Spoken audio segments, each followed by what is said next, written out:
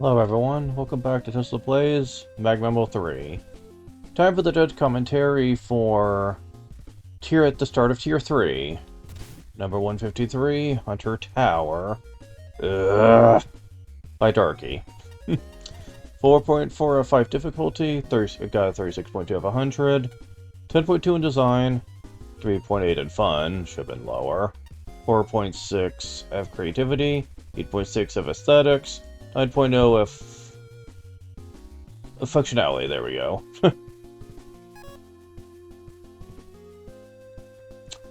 So we got a comic right off the bat. Mick, 22 of 100. There's a point where we need to stop. We have clearly passed it. Let's keep going and see what happens. I have no idea what that's supposed to be. Good grief, this level. I could leave things with just Ace's wonderful comic image he made for me. Oh, that was from Ace Park. But that isn't my style. Hunter Tower stitched almost the entirety of Wily Tower into a single stage. With split pass, 5 tokens, ridiculous variety of enemies and gimmicks, level design that's nowhere near memorable enough for the sheer length, almost every weapon disabled. Oh yeah, that many shielded enemies without a shield-piercing weapon is a crime. Yeah, I almost forgot that was a thing. Oh my god.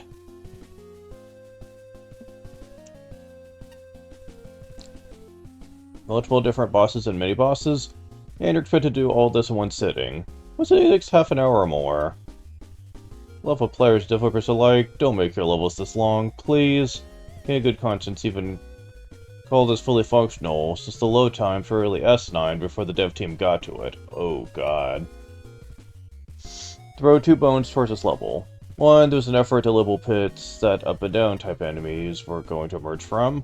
Stables aren't always super obvious, but they are there, and I appreciate that. 2, the individual pieces, to be frank, aren't that horrible by themselves. The level just ended with Inker, be ultimately unremarkable instead of sitting so close to the bottom. Yeah, I gotta agree with this. They should have just stuck with the first segment. It would have been bearable enough. But man, I'm guessing there was like 5 whole segments to it. I'm guessing, but oy.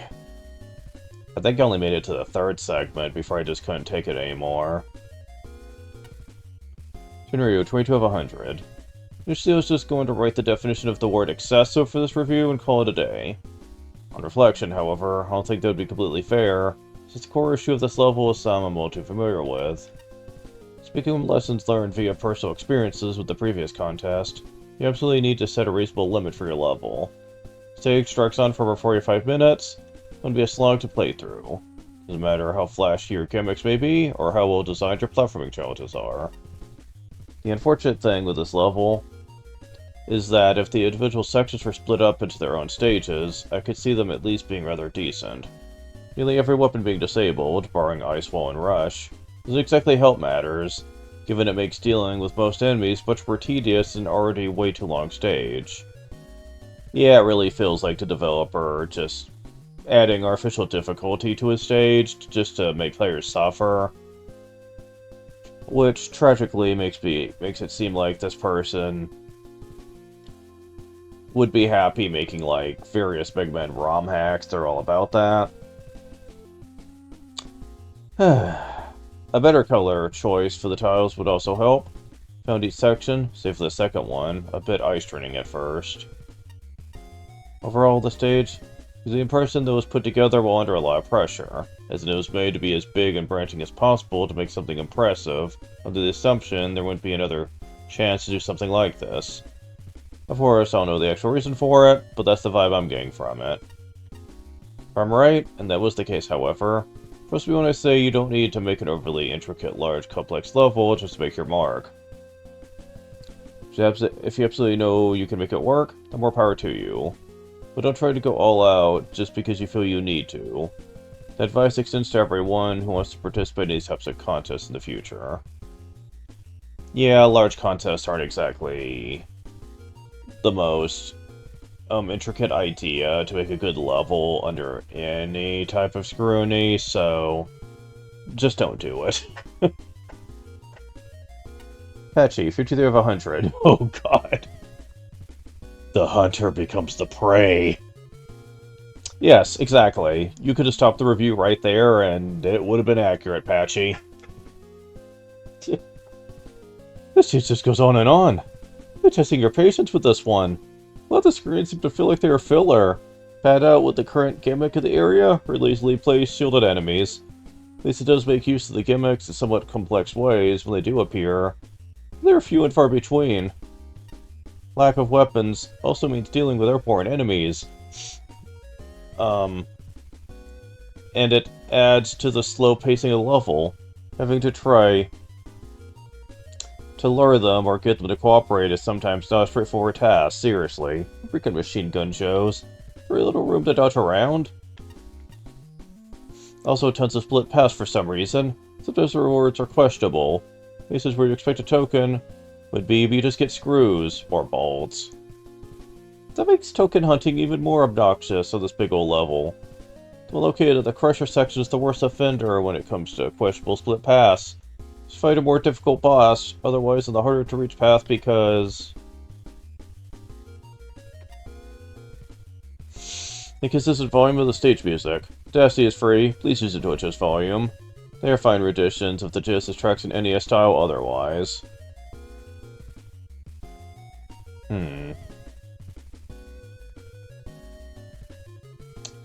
Wait, are these, is that the music from, the Wily Tower? I'm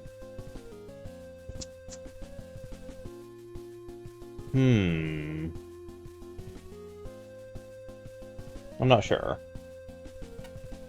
Flashman, A5, 57 of 100. Nothing inherently wrong with a level that's a game unto itself. For purposes of this contest, 170 plus screens, the length of all the robot measure levels of Mega Man 2 put together, is inappropriate, especially with hidden tokens, small and unchanging weapon selection, and flashing backgrounds that strain the eyes. Yeah, and Flashman is an expert on that, so if he's saying it's bad, it's bad. They get a Mega Man 10 vibe from the level design, which is good in that the architecture and object placement are deliberate, but bad in that I find Mega Man 10 to be stressful and tedious.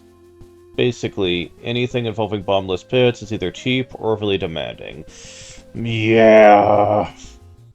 The tiresome Joe encounters, Emerald Joe notwithstanding, are as complex or diverse as they appear.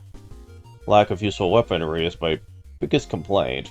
Having more options for tackling these challenges would greatly improve the replay value, because some of the frustration, G being forced to fight dev kit bosses, without their weaknesses in boring rooms. Yeah... Take away weapons is never really a good idea, because you just restrict the player on what they're allowed to do in a stage. Unless you have a very, very, very good reason for doing so, don't. If you want an example of how to do this well, look at the winner of MaGMML 2, Identity Crisis. At least I think that's what it was called. See, that one had a reason, because you're basically playing as different characters anyway. And up until the very end, at least.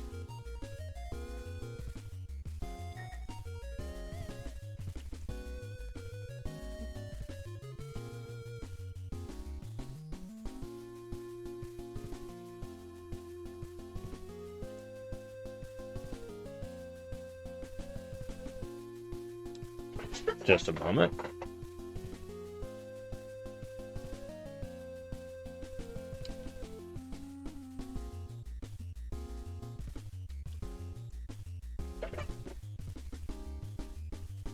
Okay, there we go.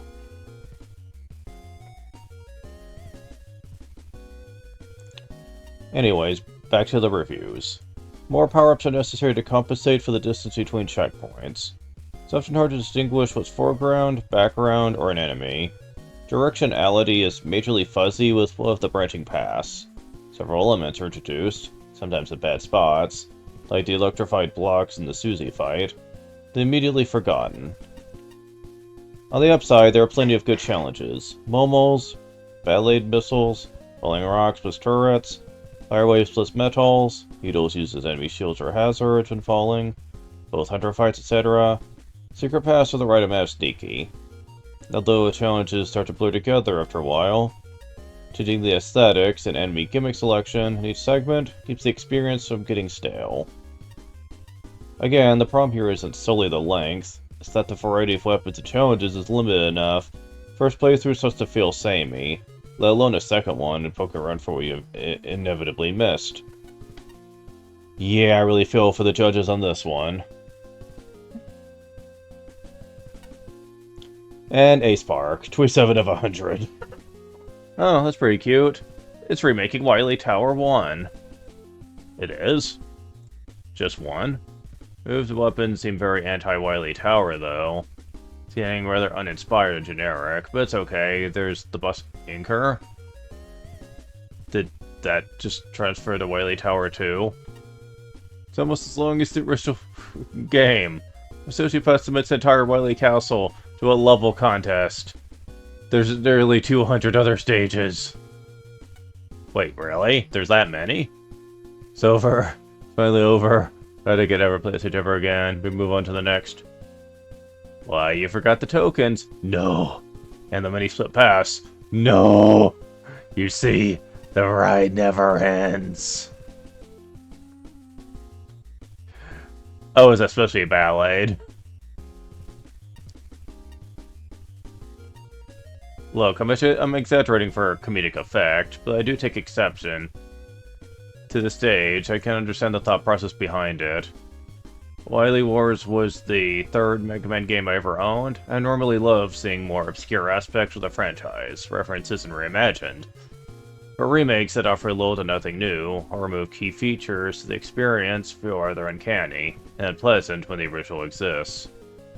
Now, I do appreciate the effort, but given the time limit, and it's entirely vanilla dev kit assets, I don't think you had the skill to pull this off yet. I could judge normally, we'd have a review twice the length of Yggdrasil's. Ultimately, this is a compilation game, a lot of people submitting stages. And it seems rather arrogant to ask players who spent such a long time on your entry when it's just a lesser version of the official product. If I wanted to play Wily Tower, I'd go play Wily Tower. So, in case you're wondering what he meant by Yggdrasil, that's from MaGMML 2. And let's just say there were criticisms for that stage. Many, many criticisms. However, Yggdrasil was one I actually beat. Somehow. I was patient enough for it. This, I couldn't. And I can give one explanation on why. At least in Yggdrasil, the stage's segments were very much, well, segmented into their own thing. So you only had to do it in chunks as you completed it. This one, you have to do everything one right after another. And it's honestly really bad. Like, seriously. It'd be one thing if, like, you could select a door or whatever, and you would be able to try out each segment separately in the Wily Tower, but he didn't handle it that way, and it really just feels painful without the weapons. Oh yeah, you got to use your weapons in Yggdrasil too. Oy. 152, Cutman's New Warehouse by NatNat Gaming 101, 36.4 of 100, 2.0 in F5 difficulty, 10.6 in design, 7.4 in fun, 2.8 in creativity, 6.2 in aesthetics, 9.4 in functionality. Mick, 34 of 100. An attempt to revitalize Cutman's level? See the idea, if nothing else, but for the purposes of the contest, this was flawed from the outset, as ideally you'd make something that's more your own thing. Putting aside the creativity weaknesses, this warehouse has a ton of enemies, and no idea what to do with half of them. Get 17 different types of enemies here and there, and the only ones that consistently stuck out as something interesting were the super cutters and flying shells. I've never liked flying shells, to be honest. The Susies were a little different than normal, but mostly because they were placed in odd spots that made it harder to tell where they'd actually move. Everything else is simple challenges against a largely drab gray. Just neither fun, nor even that well designed. The aesthetic in particular is a sticking point with me. I get that Cutman's tiles can be awkward to work with, but those indents exist on the tile set because a pure gray wall isn't interesting to look at. It's not actually that bad to start, which coincides with a level of stronger efforts to be interesting, but as the aesthetic takes a dive, so too does everything else. Considering we're talking about Mega Man 1 aesthetics, this managed to be especially weak. I'll give credit to the token rooms and the flying shell implementation. These were actually kind of fun. The rest of it, though, needs work for sure. I suggest picking a smaller selection of enemies, finding ways to adjust their scenarios through terrain or grouping. Quality over quantity, that's my advice. Shinryu, 23 of 100. This is a very lacking level, to put it mildly. A lot of the enemies are placed at basic configurations that pose little to no threat. With some exceptions for the first few screens, and really most of it comes from the bladers. That's what they're called, yeah. For some reason I couldn't remember what they were called up front, but he did remind me. Yeah, bladers are pretty annoying. I'm glad they were only in one game.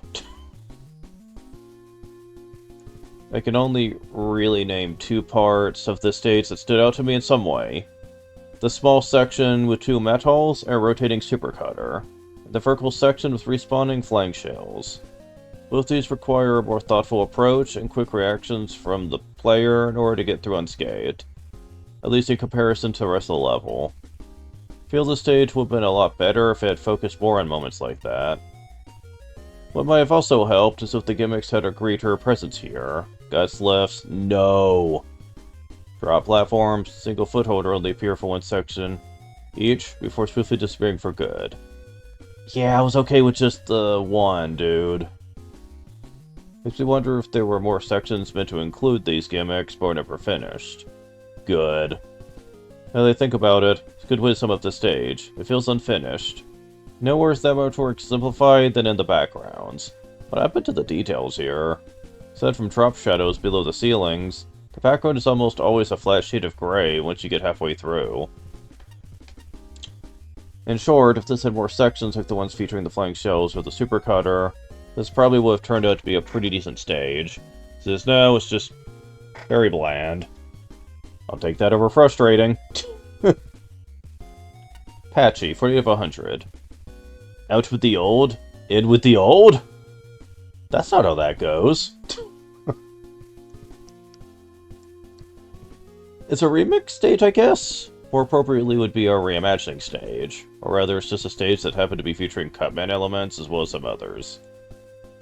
It does some neat things, like making the 8-way shot enemies relevant to the stage layout, but it always mostly just resembles the original Cutman stage with not much added in, such as the octopus batteries or shield attackers, barely putting up any threats. However, one major difference from the original stage is that this is no longer really beginner-friendly with the additional, more complicated gimmicks. That's the main problem I have for the stage. I'm really not sure what the goal of this is. Is it trying to expand and using the existing stage as a base? Create a hard mode version of the stage? The latter is probably accurate. The gust lifts are a bit annoying in a sense, they don't really sync with each other. So you end up with times where you have to wait on the same platform, cycle through until the next platform is a better spot. Yeah, I'm glad I didn't run into that problem. Otherwise I will just use utilities. There's also a long stretch of the level that's just a great background. It's not really aesthetically pleasing, and uncannily resembles a default Game Maker room. And a random lone footholder that's just there, to end things off, is a regular unmodified Cutman fight. It's not really that exciting, it further conflicts with whatever vision this intro is going for. Yeah, it was pretty generic, not gonna lie. Flashman, A5, 40 of 100. I would expect a fresh take on Cutman to take place at a lumber mill, with log and buzzsaw gimmicks, or incorporate the scissor enemies from Mega Man 9 and Treasure from the Future. Or merge ideas from the NES, Game Boy, and powered-up versions. Assume this level attempts the latter, but it's hard to tell. Pleasant music, perfectly serviceable graphics, and disappointingly unremarkable boss fight are the only obvious ties to Cutman. I see a number of assets that have appeared in at least one official version of Cutman's level. However, I see many additional assets that don't seem to fit. Lack of focus is the big issue here. We don't need two similar styles of moving platform and two similar styles of Sniper Joe. There are enough enemy types without throwing Baton and Swarm into the mix. Footholder and Yoku blocks might as well not be there. Forget how everything connects to Cutman. Barely understand how one screen connects to the next. Without a clear gameplay theme, or sense of meaningful challenge progression, feels like a general MaGMML 1 remix run amok. Few screens show some promise. The Metals right before the first Gusman platform are fine. Beak plus Crash platform is decent. Flying Shell plus Drop platform is nice and tricky. Most everything else is messy, uninteresting, or familiar to a fault. The room with 3 progressively easier MM2 Sniper Joes blocking hallways and guarding ladders hurts my soul. If you clear out all the moving parts, the structure is pretty sturdy. The architecture is acceptable, with only one glaring flaw. Hello, keeping pitch where there should be a section divider. Trying to remember where that was. Importantly, checkpoints are the right distance apart, aside from a major redesign of everything challenge-related. A couple power-ups are all the place really needs. I would also say take out the guts left. It doesn't fit the theme, and honestly it's just kind of obnoxious. Spark, 37 of 100. This stage is obviously enough an attempted remake of one of the more basic stages of the original game. In an attempt to flesh out the stage, the final result is a grab bag of generic assets and enemies, placed with such frequency that there is never any time to breathe. That, most of these enemies are incredibly tedious to kill, removes any sense of flow that the original Cutman stage had. While I understand why you are using the original tile set, the first game's backgrounds have aged poorly. As a result, unless you expand and innovate on them, the result is a fairly lifeless and ugly stage, especially the significant amount of bright, blank background. The rooms with Crashman platforms were used quite intelligently, and I do not mind the hint offshoots with tokens, although a clear visual cue for the second would have been nice. Honestly, I enjoyed the original 1987 stage more. Yeah, this stage, it was simple enough, but man, it didn't exactly impress me. Like, it just felt very generic. But at least I wasn't stressed much. Again, looking at you, Guts Lift.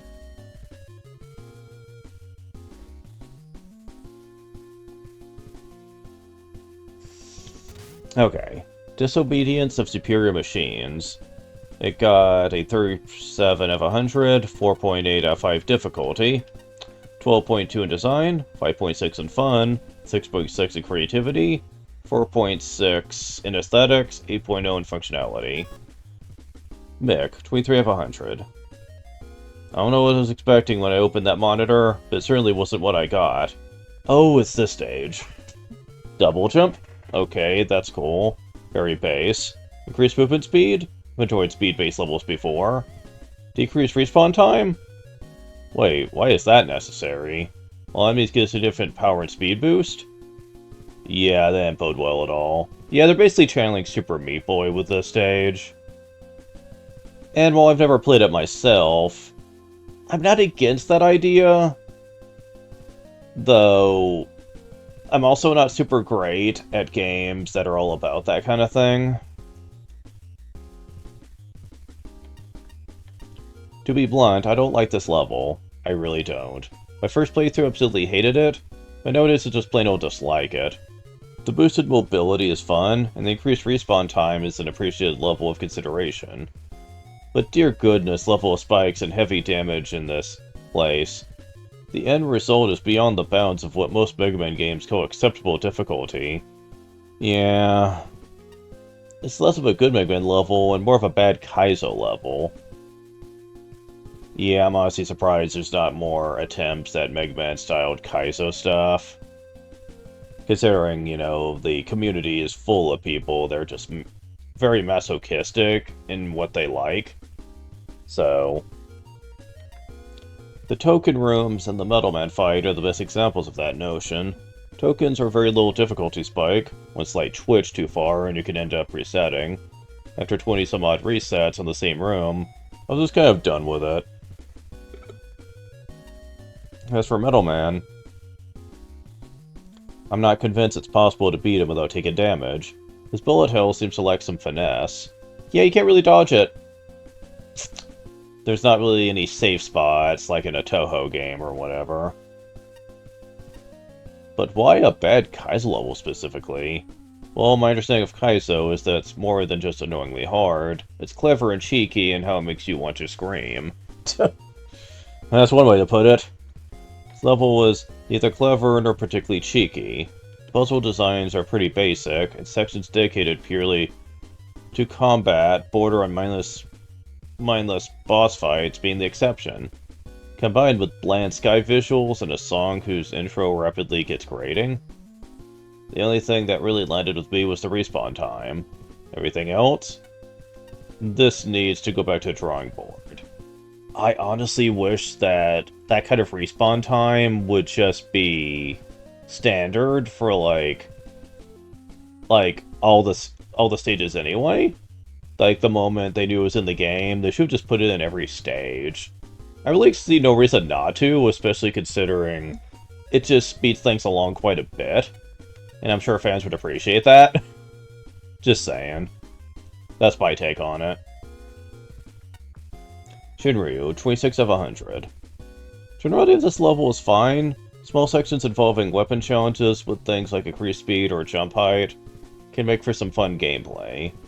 Unfortunately, that's not really the case with this stage. The biggest issue here is that most of the challenges aren't particularly interesting. If anything, I actually found most of them to be pretty boring. There's a few that manage to stand out, such as the laser plus ice wall setup, along with the breakdash segment, even with the faster speed and double jump, though most of these challenges just didn't stand out to me. Some of them, like the Thunder Beam and Water Shield sections, only focus on the bare minimum of what the weapons are capable of. I love the weapons have some form of unique interactions, like a Thunder Beam can power certain gimmicks, or a Water Shield can put out fires. So, to not even see those aspects acknowledged at a stage like this is a little disappointing. The token rooms, meanwhile, have a different problem. They're way too difficult.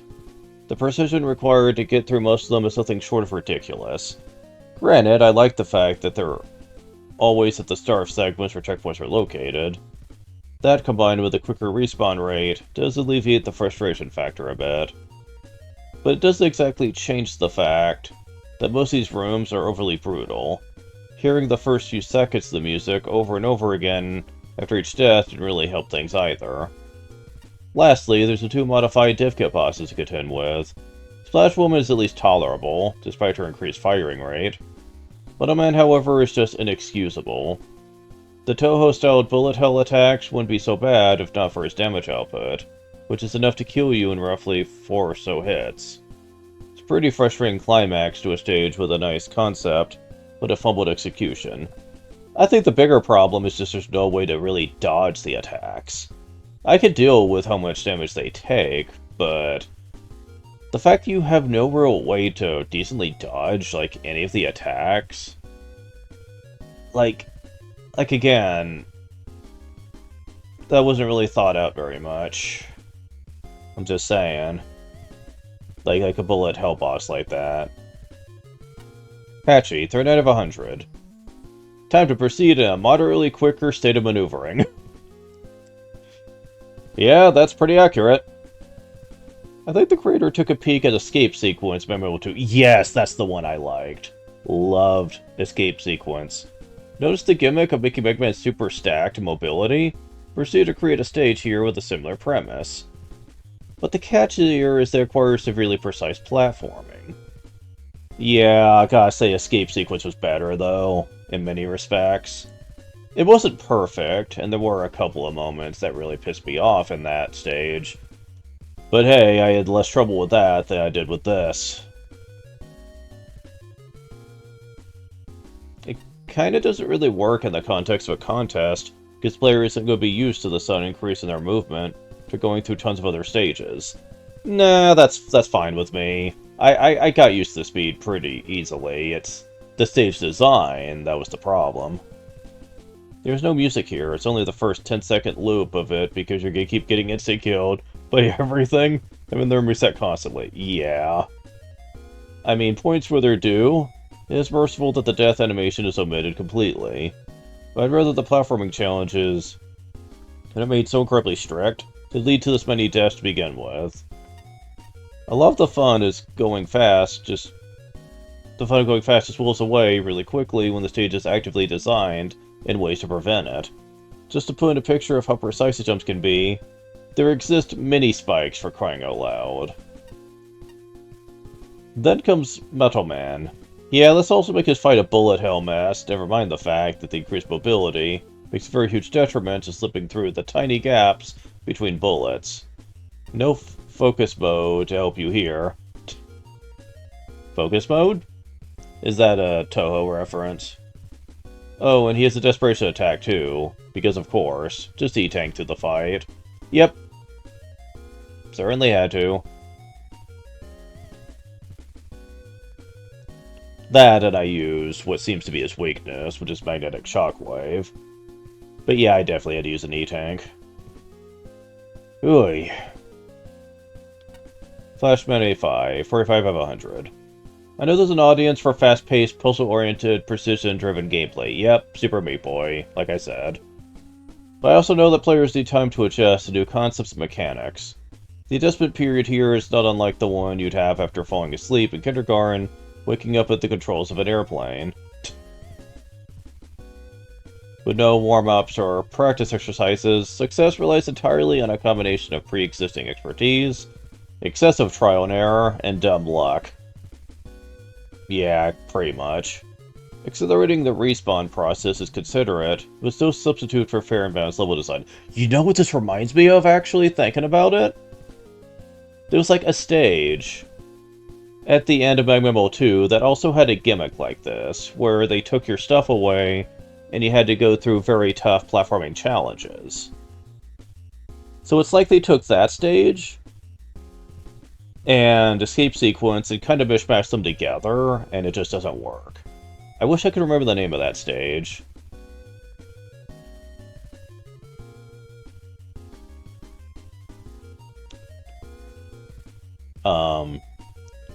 I know it's one that had Toadman in it.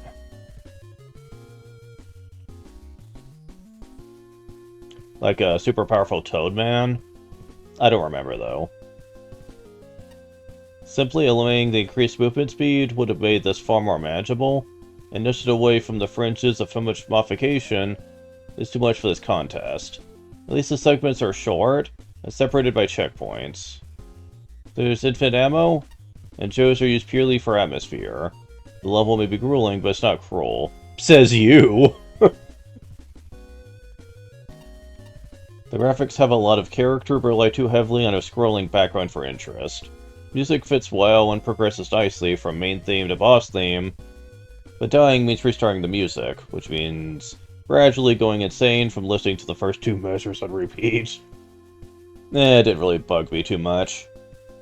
Misplaced Geary, Sun access the Buster after respawning, Water Shield's conspicuous inability to absorb boss projectiles, silly the technical polish. Not a fan of the boss, but Break Dash mitigates the pain. Oh, really? So, he's weak to Break Dash. Or is he just weak to everything? I didn't even think to try that, so... I certainly wouldn't want to go through the stage again, but I really wonder how much easier it would have made the fight. The worst parts are the pixel-perfect, never want to do this again, Spark Chaser, and Marshall tokens. Best parts are the ones that creatively explore what these special weapons can do. Ice Wall and Break Dash are the standouts, but there are clever moments with Tornado Blow, Laser Trident, and Magnet Beam as well. This level tries to shout extreme but it comes out as, I have too many ideas and not enough of them work. And a spark, 52 of 100. Despite the nature of the stage, I don't dislike it. It has its moments and highlights, it doesn't really get into the realm of frustrating. Yes, it does. It's almost entirely instant death, that's the idea. The time between dying and respawning is basically nullified. That goes a long way to making the stage playable. Now, I definitely like some of these segments. The Ice Wall, Break Dash, to a lesser extent, the Tornado Blow segment, are creative and feel very satisfying to best. But the stage is quantity over quality. And so many of the areas just come down to uncreative, just kill these mini-bosses with a weapon. Lamau. The Magnetic Shockwave segment is about the worst for this. By trying to shoehorn every weapon in, you have a stage with serious nothing going on half the time. My first time playing, back when judging first started, I found the tokens pretty frustrating. It's one of the last stages I ended up reviewing last, though, and I didn't get that same feeling. Not sure how to count this one. I guess I understood what these were going for pretty quickly this time. I did not like how the ability to double jump was introduced. It was really lazy to just shove the explanation off in a sign, and it would help if the player misses that. The boss fight against Metal Man was just bad. Oof, man. If this is intended strategy for reliably dodging his shots, I just don't see it. Well, it might be Break Dash. Use weakness, down an E-tank, finish. If I had one absolutely worst aspect of this level, it's from an aesthetic standpoint. Yes, it's rather ugly, and the word resizing bugs me in a major way. But that's not what I'm talking about.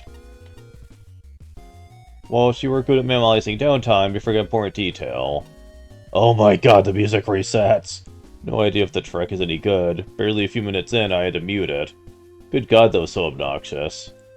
In the end, the stage is basically trying to merge two MaGMML 2 stages. Identity Crisis and Escape Sequence. Identity Crisis? What? Am I thinking of the wrong name for the winner? And failing to live up to either.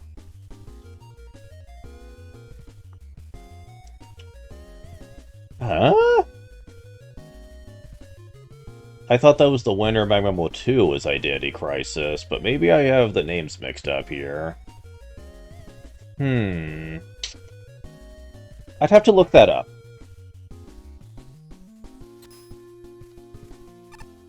But yeah, this stage, love the gimmick, but hate the execution.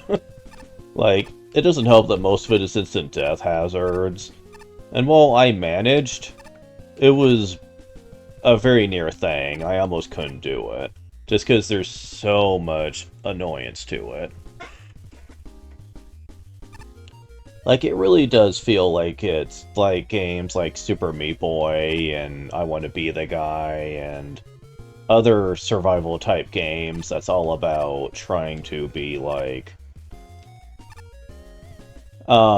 you die in one hit, but the game is generous with the checkpoints and stuff. Like, I know there's an audience for that, certainly.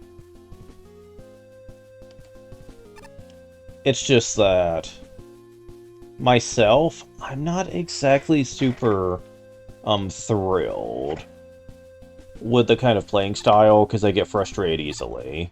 And those types of games are just not meant for me. So, anyways, last stage for now. Revenge of Tri-Castle. It got 37.2 of 100, 3.8 out of 5 difficulty, 10.2 in design, 5.6 in fun, 7.0 in creativity, 7.4 in aesthetics, and 7.0 in functionality. Mick, 34 of 100. Well, slow-loading rainstorms and super epic music make for an unusual first impression. It's broken, though. I'd advise less rain in the future. As for the level, I'll grant the many varieties of Tri-Castle is an interesting concept, and some of them, like Toadman's Castle or The Ride Over the Abyss, can be interesting ideas, albeit very awkward. It's a lucky thing that Tri-Castle struggles to Kaizo you. Unfortunately, the majority of unique ones are placed badly. Most of them lose their cannon fire to a roof, which makes them complete non-entities.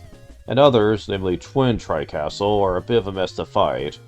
Combine that with the rest of the level doing nothing memorable, plus a very dull visual aesthetic, and this largely misses the mark.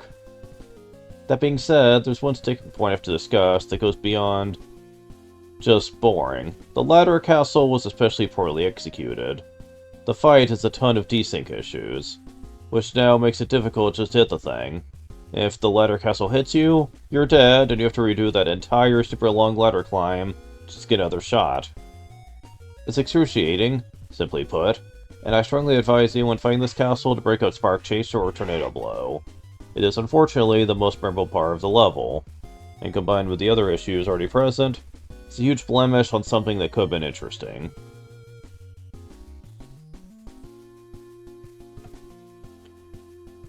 Okay. Shinryu, 29 of 100. I don't think I've seen a level that goes from mad to frustrating like this in quite some time. Everything starts off pretty basic, the only major sticking point being a somewhat tricky jump required to get the token, not fall into the pit afterwards. So far, it's nothing really worth writing home about. And then the platform writing section, and most of what follows happens. Using the Tricastle's platforms is more than just a method for hitting the mini-boss. It's a neat idea. However, the execution here leaves so much to be desired. Oh, is that where you're supposed to do? Ride them across the giant sky. I had never even thought to do that. I thought you were just supposed to beat him. I just use Rush Jet. It's basically one straight shot, peppered with a few enemies. They're guaranteed to knock you to the pit unless you keep shooting, while also staying to the left of the platform to avoid the hoo-hoos rocks from above. Immediately afterwards, we come to a long ladder section with Yoku spikes. While I'm thankful for their indication via the Yoku blocks on the side, it doesn't make the party less tedious. And then we have the Tri-Castle fight at the top. It's this part right here that pushes the level overboard into becoming frustrating. Yoku spikes strung throughout the limited space you have to work with is bad enough, but if you get hit by the Tri-Castle's exploding shots, happen to fall down the ladder, you die and you have to redo the entire ladder climb all over again. Granted, you can sort of cheese this with a combination of Magnetic Shockwave and Spark Chaser. It still doesn't change the fact that this part is overly punishing, quickly turns tedious thanks to checkpoint placement. After that, the stage just kind of fizzles out. Past that high point of frustration, the rest of the level doesn't really have any major noteworthy parts to it, since the rest of the Tri-Castles don't add much to the segments they're placed in. They don't even do that much for the boss fight, while I can at least appreciate the gesture of wanting to spice up Vanilla Toadman's fight with gimmicks to make it a bit harder. At the end of the day, that's a really tall task to pull off successfully, even for a seasoned level designer. A lot of these stages I have to quit on. I will go back when I have better upgrades to work with. More on that soon. Patchy, 45 of 100. Tri-Castles, and they're out. For vengeance! Well, that's one way to put it, yeah. A level where it's just about fighting a somewhat versatile mini-boss with varying setups each time is not a bad idea. But I can't say the majority of these fights were very well thought out. The biggest offender, that one where you have to fight on the ladder, is... why? So the hole you came from becomes instant death pit due to the room being treated as a boss fight. So you die if you get hit by any of its projectiles and knocked off. If that's not enough, there are also Yoku spikes placed precisely, which you shoot the other two eyes from. To fail this encounter, you have to do the long climb of waiting for Yoku spikes to get out of the way. Each and every single time. That gets tedious fast. There's also that awful section where you need to ride on the Tri-Castle platform across many screens. With a small platform size pretty much means, you guessed it, instant death from any damage Sora sucking you over. At least that one is over quick if you know where all the hazards are coming from. The boss fight is okay, I guess. It's not offensive or anything, just Toadman with a little more going on. Flashman A5, 47 of 100.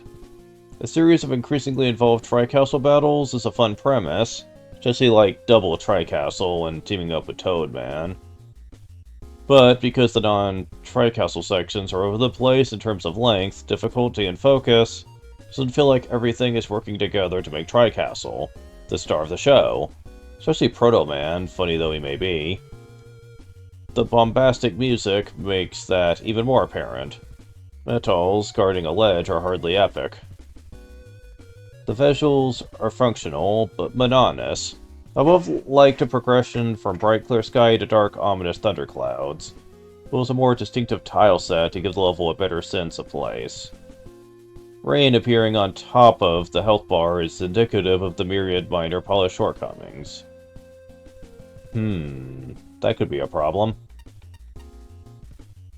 Riding a Tri-Castle platform to some other destination would be brilliant, if it were A, clear that's what you're supposed to do, B, impossible to strand yourself by destroying Tri-Castle special weapons, and C, a more interesting payoff than standing around doing nothing for 25% of the total screen count. I'm sorry, but the letter segment has to be one of the most poorly executed challenges in this contest. It's a clever puzzle that's easily mistaken for a haphazard and rude non-puzzle. And it starts with a slog through Susie's that makes me more impatient, less attentive to detail with every retry. Failed to notice the subtle pattern with the Yoku blocks, which I did for years until watching someone else play a level, and you'll spend a miserable eternity memorizing the timing and placement of seemingly untelegraphed instant death across multiple identical screens with no distinguishing features whatsoever, and then die immediately on the mini-boss, who at the very least needs a boss gate at the entrance for safety's sake. It's a shame that these issues are so prominent, because I could see a mini-boss-centric level being really successful. The creativity is there, and honestly the challenge design is partially there, but much more planning and playtesting needed to happen. Ace Park, 31 of 100. I'm gonna keep this fairly short. Most of the stage is mediocre. It's all very dull, rather ugly. For the most part, it just exists. And to be fair, that segment, which is inspired by the Super Mario Bros. 2 Birdo ride, is actually rather neat. Don't know how it gelled together, given the enemy mix, but it was a fair and reasonable challenge. Unfortunately, Tri-Castle gets old, rather fast. Word to the wise, Magnetic Shockwave one-shots this thing, you're welcome. That said, oh man, wow do I despise the Yoku letter segment. But I'll give you props, it's actually a cool idea. But it's very hard to parse just what the hell's going on. I think using Yoku spikes instead of blocks would have helped this, but it goes on for too long. And this soon becomes another nightmare thanks to one thing. Tri-Castle. Certainly get their titular revenge here, outside of hiding right at the bottom of the screen. If the lower doors make their move immediately, you're dead. There's very little room to survive, and pretty much guaranteed to kill the player the first few times. And then you go climbing again! Fun! Honestly, the Yoku spikes here are even harder to parse than the ladder. Turns up the tail, why'd you go do that? Oh boy, the rest of the stage goes back to dull metal stuff again. It exists. Toadman fight also exists, it's just too stupid to try and fight him in Tri-Castle at the same time, so go with the good old Magnetic Shockwave in tow, becomes just another Toadman fight. Surprising just how much goodwill 3 or so screens can lose a stage, huh? Yeah...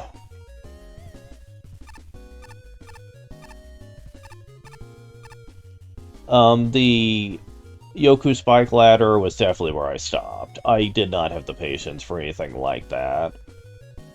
I know from watching Raw Mithril that there is supposedly a way to figure it out, but...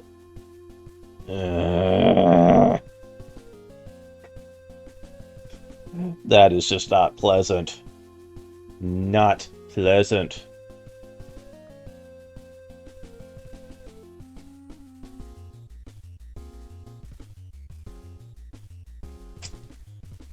However, I will say that, some of this can really just be blamed on me. And how I adjust to things. Because some of these stages, I'm sure others would probably enjoy it, since they're skilled at games like that, but I'm not, so my enjoyment of these 4 stages were, not great. I do know the game gets better later, though, so at least there's that. Well, that's all for now. Thank you guys for watching. I will talk to you later. See ya.